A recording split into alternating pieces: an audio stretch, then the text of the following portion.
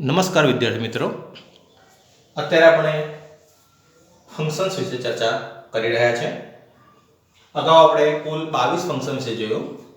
આજે એક નવું ફંક્શન છે ડિસ્ક્રાઇબિંગ પ્રોસેસ, હે ને, એના વિશે જોઈશું.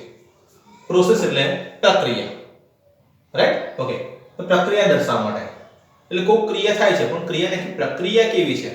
કોઈ ક્રિયા થઈ પણ ડાયરેક્ટ થઈ નહીં, પહેલા જે સ્ટેપ્સ છે એ પ્રક્રિયાના સ્ટેપ્સ છે એ દર્શાવવા એને કહેવાય ડિસ્ક્રાઇબિંગ પ્રોસેસ, રાઈટ? તે ફંક્શન ડિસ્ક્રાઇબિંગ પ્રોસેસ નામનું ફંક્શન છે એમ કહી શકાય.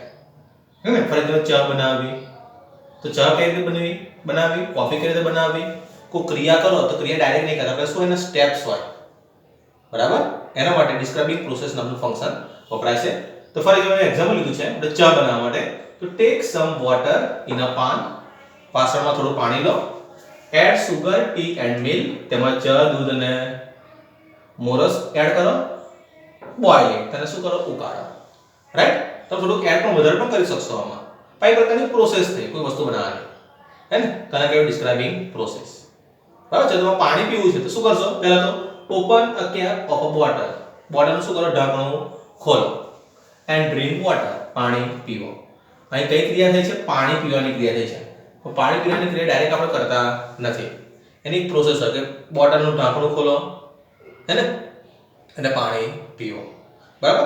પણ એવું પણ થાય ઓપન, કોઈક નવી ક્રિયા કરવી હોય, ફરી તમારે બેગમાંથી બુક્સ કાઢવી છે તો ઓપન યોર બેગ, તમારી બેગ ખોલો. And take out your books, તેમાંથી તમારી ચોપડીઓ બહાર કાઢો, બરાબર? ઓકે, જો કાં રૂમની અંદર એન્ટર થવું છે તો open the door and enter in the room. ટૂંકમાં કોઈ ક્રિયા કરવા માટેની એના સ્ટેપ્સ હોય, એ સ્ટેપ્સ કયા છે એ દર્શાવવું એને કહેવાય ડિસ્ક્રાઇબિંગ પ્રોસેસ, બરાબર છે? એટલે આ ફંક્શન્સ છે. ઓકે, ટૂંકમાં આપણે જે મેઇન ફંક્શન્સ હતા બધા એના વિશે ચર્ચા કરી છે. એની ડિટેલ્સ પર મેં તમને લખાઈ છે અને એક્ઝામ્પલ લખાયા તમને. ઓકે, આ ફંક્શન્સ કઈ રીતે પૂછાય છે તો તમને પહેલા પણ કહ્યું હતું. ફંક્શન્સ ત્રણ રીતે પૂછાશે. એક, કમ્પ્લીટ ધ સેન્ટેન્સીસ, અધૂરા વાક્યો પૂરા કરો. બીજું, મેચ એ એન્ડ બી, બરાબર? સાઈડ પર વાક્યો આપ્યા છે, એ માં વાક્યો આપ્યા છે અને સામે એના બી માં ફંક્શન્સ આપ્યા છે, એને આપણે મેચ કરવાના છે. અને ત્રીજું, ડાયલોગના ફોર્મમાં ફંક્શન્સ તમને પૂછાશે. એમાં આપણે પહેલા ફોર્મ વિશે ચર્ચા કરીશું. કમ્પ્લીટ ધ સેન્ટેન્સીસ, અધૂરા વાક્યો પૂરા કરો, રાઈટ? તો આપણે દરેક ફંક્શનના એક એક એક્ઝામ્પલ વિશે ચર્ચા કરીશું, જે તમે ધ્યાનથી જોજો અને તમે નોટબુકમાં પણ એને ઉતારજો. તો પહેલું વાક્ય છે કિરણ ઓલવેઝ. તમને અડધું વાક્ય આપ્યું છે, તમારે અડધું વાક્ય પૂરું કરવાનું છે. પણ કોની મદદથી? કૌંસમાં આપેલા ફંક્શનની મદદથી. કૌંસમાં છે ડિસ્ક્રાઇબિંગ એક્શન, એક્શન એટલે ક્રિયા, રાઈટ? તો ક્રિયા ઉપર તમારે ભાર મૂકવાનો છે, હે ને? શાના ઉપર? ક્રિયા ઉપર. એટલે કિરણ કોઈ ક્રિયા કરે છે એવું તમારે દર્શાવવું પડશે. આપણા વાક્યમાં ક્રિયા નહીં આવે તો મિત્રો તમે કોઈ પણ ક્રિયા બતાવી શકો છો કે જે કિરણ કરતી હોય, રાઈટ? ઓકે, પ્લસ તમારે જોડે જોડે એનો કાળ પણ તમારે જોવો પડશે કે આ કાળમાં સેન્ટેન્સ છે તો ઘણીવાર ચોક્કસ કાળ પર તમે લેવું પડશે, અથવા તો ઘણીવાર વાક્ય એવા હોય છે તમે કોઈ પણ કાળમાં એને લખી શકશો, રાઈટ? ઓકે, તો ઓલવેઝ આવ્યું છે તો ઓલવેઝ સામાન્ય રીતે સિમ્પલ પ્રેઝન્ટ ટેન્સમાં વપરાય છે, હે ને? સામાન્ય રીતે સિમ્પલ પ્રેઝન્ટ ટેન્સ લેવો સારો. તો કિરણ ઓલવેઝ પ્લેઝ વિથ હર ડોલ. કિરણ હંમેશા તેની ઢીંગલી જોડે રમે છે. કઈ ક્રિયા કરે છે? કઈ એક્શન કરે છે? રમવાની, બરાબર? મિત્રો ખાલી પ્લેઝ લેવું જરૂરી નહીં. આ વાક્ય ફંક્શન્સના અધૂરા વાક્ય એવા હશે કે જેનો કોઈ ચોક્કસ જવાબ નહીં બની શકે, એને તમે અલગ અલગ જવાબ પણ બનાવી શકો છો. For example, Kiran always gets up early in the morning. સવારે વહેલી ઉઠે છે, ઉઠવાની ક્રિયા. કિરણ ઓલવેઝ ડ્રિંક્સ ટી. કિરણ હંમેશા ચા પીવે છે. ટૂંકમાં કિરણ કઈ એક્શન કરે છે એ આપણે દર્શાવવાની છે, રાઈટ? ઓકે, એના કોઈ ચોક્કસ જવાબ હોય નહીં, તમે અલગ અલગ જવાબ પણ એના બનાવી શકો છો. ચલો, બીજું વાક્ય છે ધ બેગ. અધૂરું વાક્ય છે, કૌંસમાં છે ડિસ્ક્રાઇબિંગ થિંગ. ટૂંકમાં વસ્તુનું વર્ણન કરવાનું છે અને કઈ વસ્તુ છે? બેગ તમને આપેલી છે તો તમારે બેગનું વર્ણન કરવાનું છે, રાઈટ? તો આ વાક્યને આપણે બે થી ત્રણ રીતે બનાવી શકીએ છીએ. તો પહેલા એક સિમ્પલ સેન્ટેન્સ લઈ શકાય, ધ બેગ ઇઝ વ્હાઇટ. જો બેગનું વર્ણન થઈ ગયું, બેગ કેવી છે? સફેદ છે. થઈ ગયું બેગનું વર્ણન, the bag is white, right? બીજું the bag is small, bag is big, એવું પણ લઈ શકો છો. ઓકે, એ રીતે પણ કરી શકાય. અથવા બીજું સેન્ટેન્સ છે ધ બેગ. કઈ બેગ? which is small, કે જે નાની છે. બેગ કે જે નાની છે is very beautiful. બેગ કે જે નાની છે કેવી છે? સુંદર છે. જો એટલે ચોક્કસ બેગની વાત કરી છે. મીન્સ 4-5 બેગ પડી હોય પણ મને કઈ બેગ કે જે નાની છે એ સુંદર છે. તમે બેગનું આગળ પણ વર્ણન કરી શકો છો. અહીં which ની જગ્યાએ that પણ આપણે વાપરી શકાશે. ઓકે, ટૂંકમાં આનો કોઈ ચોક્કસ જવાબ ના હોઈ શકે. તમે એક કરતા પણ વધારે જવાબો આના બનાવી શકો છો. આન્સર્સ એક કરતા પણ વધારે બનાવી શકો છો. ઓકે, ત્રીજું વાક્ય છે when. અધૂરું વાક્ય છે. કૌંસમાં છે inquiry is nature. મેં તમને કહ્યું હતું inquiry is nature માં શું કરવાની? પૂછપરછ કરવાની હોય, પ્રશ્ન પૂછવાનો હોય. રાઈટ, કોઈ પણ પ્રશ્ન બનાવી શકો છો. પણ તમે ખાલી when આપ્યું છે તો when ઉપર ઘણા બધા પ્રશ્નો બને. કોઈ પણ પ્રશ્ન બની શકે. રાઈટ, તેને કોઈ પણ પ્રશ્ન લીધો છે when will the train arrive. Train ક્યારે આવશે? જો અમે શું કરી? ઇન્ક્વાયરી કરી, પૂછપરછ કરી. Right, when will you come back from school. તો સ્કૂલેથી ક્યારે આવીશ? when will your father go to his office. તારા પપ્પા ઓફિસે ક્યારે જશે?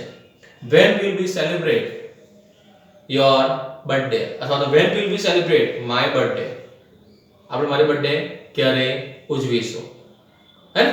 ટૂંકમાં એક પ્રકારની તમારે ઇન્ક્વાયરી એટલે પૂછપરછ કરવાની છે અને પૂછપરછ કરવા માટે આપણે ખાસ કરીને ડબલ એ શબ્દનો ઉપયોગ કરવાનો છે.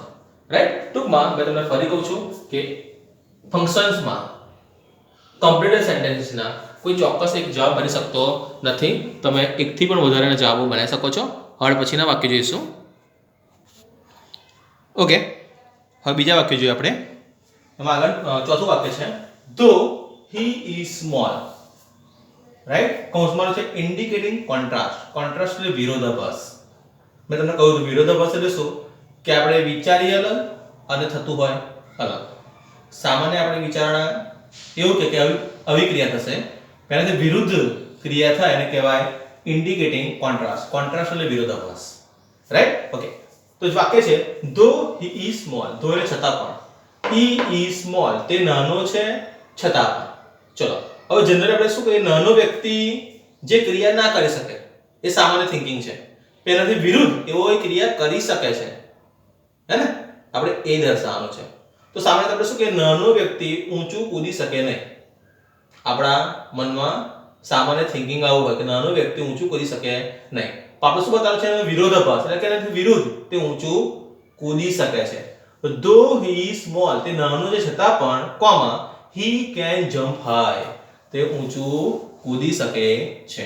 though વાક્યની શરૂઆતમાં આવે તો બે વાક્ય વચ્ચે કોમા. તે નાનો છે છતાં પણ તે ઊંચું કૂદી શકે છે. જો વિરોધાભાસ થયો ને, આપણે થિંકિંગ કેવું કે નાનો વ્યક્તિ ઊંચું કૂદી શકતો નથી. આપણે શું બતાવવાનું? એનો વિરોધ. હે ને? એના કોન્ટ્રાસ્ટમાં બતાવવાનું એટલે કે તે ઊંચું કૂદી શકે છે. ઓકે, આ એક જ જવાબ છે એવું નહીં, બીજો જવાબ આવો પણ લઈ શકાય. though he is small, તે નાનો છે છતાં પણ he can run very fast, તે ઝડપથી દોડી શકે છે. જો સામાન્ય થિંકિંગ આપણું એવું હોય કે નાનો વ્યક્તિ ઝડપથી દોડે નહીં, પણ આ ઝડપથી દોડે છે. હે ને? બરાબર, એટલે આપણો વિચાર કહેતો હોય અલગ અને થતું હોય અલગ, એના વિરોધી. એને કહેવાય ડિસ્ક્રાઇબિંગ કોન્ટ્રાસ્ટ. આના એકથી વધારે પણ જવાબ બની શકે છે. બરાબર, નાનો છે પણ છતાં પણ સરસ બોલે છે. હે ને? એ પણ લઈ શકાય. નાનો છે છતાં પણ સરસ રીતે લખી શકે છે. નાનો છે છતાં પણ સરસ ચા બનાવે છે. જો એટલે કોઈ પણ ક્રિયા એના વિરુદ્ધમાં થતી હોય, આપણા વિચારની વિરુદ્ધમાં થતી હોય એને કહેવાય ડિસ્ક્રાઇબિંગ કોન્ટ્રાસ્ટ. ચલો બીજું વાક્ય છે ધ પોસ્ટ ઓફિસ. કૌંસમાં છે લોકેશન અને ડિસ્ક્રાઇબિંગ લોકેશન. મેં તમને કહું તો ડિસ્ક્રાઇબિંગ પ્લેસ અને ડિસ્ક્રાઇબિંગ લોકેશનમાં ફરક છે. ડિસ્ક્રાઇબિંગ પ્લેસમાં જે તે સ્થળનું વર્ણન કરવાનું હોય છે, સ્થળ કેવું છે, અને લોકેશનમાં જે તે સ્થળ કઈ આગળ છે, હે ને, એ બતાવવાનું હોય છે. તો આપણે કહી શકાય the post office is near a bus station. Post office bus સ્ટેશનની નજીક છે. આપણે આમાં પ્રિપોઝિશન વાપરી શકીએ જો નિયર આવ્યો. રાઈટ, એટલે ડિસ્ક્રાઇબિંગ લોકેશનમાં આપણે પ્રિપોઝિશનનો ઉપયોગ કરી શકીએ છીએ. બીજો જવાબ આવો પણ બની શકે the post office is behind the bus station. Bus station લેવું એવું જરૂરી નહીં. બીજું પણ લઈ શકો the post office is near the town hall. Right, the post office is near this cross. આ ક્રોસ મીન્સ ચોકડીની નજીક છે. એટલે કોઈ પણ જવાબ તમે શકો છો near, behind, in front of, right? Okay, એટલે ફરી આનો કોઈ ચોક્કસ જવાબ ના હોઈ શકે, તમારો જેવો આઈડિયા આવે એ પ્રમાણે તમે જવાબ લખી શકો છો. નેક્સ્ટ બ્લેન્ક, આ મેઇન વાક્ય છે. Duration of time. Blank means ખાલી અધૂરું વાક્ય છે. Living in this city, living એટલે રહે છે, ઇન ધીસ સિટી આ શહેરમાં. કૌંસમાં છે ડ્યુરેશન ઓફ ટાઈમ, સમયગાળો બતાવવાનો છે, ડ્યુરેશન ઓફ ટાઈમ. તો વિદ્યાર્થી મિત્રો મેં તમને પહેલા કહ્યું હતું કે ડ્યુરેશન ઓફ ટાઈમમાં બે પ્રકારે વાક્યો આવે છે. જો ડ્યુરેશન ઓફ ટાઈમમાં સાદું વાક્ય હોય, સિમ્પલ, તો ફોર નો ઉપયોગ કરવાનો અને સમયગાળો બતાવવાનો. અને ડ્યુરેશન ઓફ ટાઈમમાં પ્રશ્નાર્થ વાક્ય હોય તો હાઉ લોંગ નો આપણે ઉપયોગ કરીશું, રાઈટ? તો કેવું વાક્ય છે? પ્રશ્નાર્થ વાક્ય છે. જુઓ, બરાબર. બીજી વાત મેં તમને કહું તો ડ્યુરેશન ઓફ ટાઈમમાં આપણે ખાસ કરીને હેવ કે હેઝ પ્લસ બીન પ્લસ ક્રિયાપદને આઈએનજી નો ઉપયોગ કરીશું. તમે આગળ જોયું છે ક્રિયાપદનું આઈએનજી આપણને આવેલું છે, એટલે હેવ કે હેઝ પ્લસ બીન વાપરવાનું. ઓકે, પ્લસ કોઈ સબ્જેક્ટ લઈ લેવો પડશે. તો આપણે લીધું હાઉ લોંગ, રાઈટ? લીધું. પછી હેવ કે હેઝ, તો હેવ લીધું કે અમે સબ્જેક્ટમાં શું લીધું છે? યુ લીધું છે. How long have you, have કે has plus been, how long have you been plus ક્રિયાપદ આઈએનજી, એ તો આપણને આવેલું છે, એટલે વાક્ય બેઠું. How long have you been living in this city, તમે આ શહેરમાં કેટલા સમયથી રહો છો, રાઈટ? ઓકે, આમાં ચેન્જ તમે યુમાં કરી શકશો. હવે કોઈ પણ સબ્જેક્ટ લો એ પ્રમાણે તમારે હેવ કે હેઝ મૂકવું પડશે. ઓકે, એટલે હાઉ લોંગ હેવ કે હેઝ પ્લસ જે પ્રમાણે સબ્જેક્ટ હોય એ પ્રમાણે તમારે હેવ કે હેઝ મૂકવું પડશે. આને કહેવાય સમયગાળો. ચલો, એવું જ આગળ વાક્ય છે મનન હેઝ બીન, કૌંસમાં છે પોઈન્ટ ઓફ ટાઈમ. મેં તમને પહેલા કહ્યું હતું પોઈન્ટ ઓફ ટાઈમ એટલે કે ચોક્કસ સમય.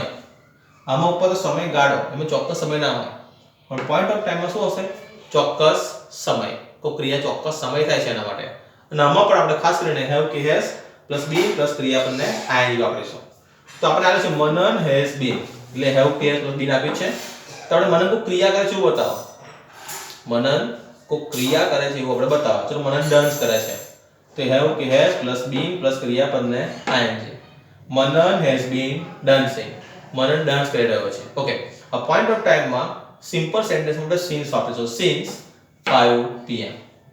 ઓકે, આ જ ક્રિયા લખવી, આ જ ટાઈમ લખવો જરૂરી નથી, પણ સિન્સ તો વાપરવું પડશે. તમે ક્રિયા બદલી શકો છો, ટાઈમ પણ બદલી શકો છો. Manan has been reading since 6 am, right? Manan સવારના 6 વાગ્યાથી વાંચે છે. Manan has been sleeping since 11 am અથવા 11 pm, જે લખવું હોય, રાઈટ? મનન 11 વાગ્યાથી સૂઈ રહ્યો છે. સમય આ ચોક્કસ સમય છે, તો કયો સમય? 11 વાગ્યાથી. કયો સમય? 5 વાગ્યાથી, હે ને? એટલે કહેવાય પોઈન્ટ ઓફ ટાઈમ, ચોક્કસ સમય. અને પોઈન્ટ ઓફ ટાઈમ આલ્યો હોય અને પ્રશ્ન વાક્ય બનાવવાનું હોય તો સિન્સ બનાવશે. પછી છે નીલમ વિલ, કૌંસમાં છે એક્સપ્રેસિંગ ઓલ્ટરનેટિવ. ઓલ્ટરનેટિવ એટલે બેમાંથી એક, બરાબર? તો નીલમ વિલ ડ્રિંક, કો ક્રિયા પકડો. નીલમ પીશે, શું પીશે? આઈધર ટી ઓર જ્યુસ. નીલમ કાં તો ચા પીશે કાં તો જ્યુસ પીશે, બેમાંથી એક. આ વાક્ય સિમ્પલ જ છે. કોઈ પણ ક્રિયા લઈ શકો છો. ચલો, નીલમ વિલ ઈટ, તો Neelam will eat either dosa or pizza, હે ને? કોઈ પણ જે ક્રિયા લો પણ એને તો ઓલ્ટરનેટિવ બતાવવું પડશે, બરાબર? ઓકે, બેમાંથી એક પસંદ કરે છે એવું તમારે બતાવવું પડશે. છેલ્લું વાક્ય છે અવર સ્કૂલ, કૌંસમાં સ્પેસિફાઇંગ ટાઈમ. આમાં તમારે ચોક્કસ સમય બતાવવો પડશે.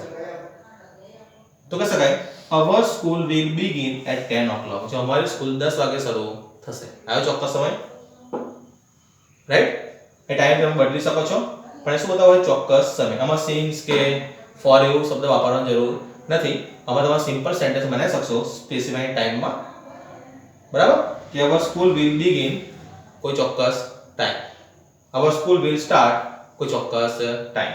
તો our school will begin at 10 o'clock.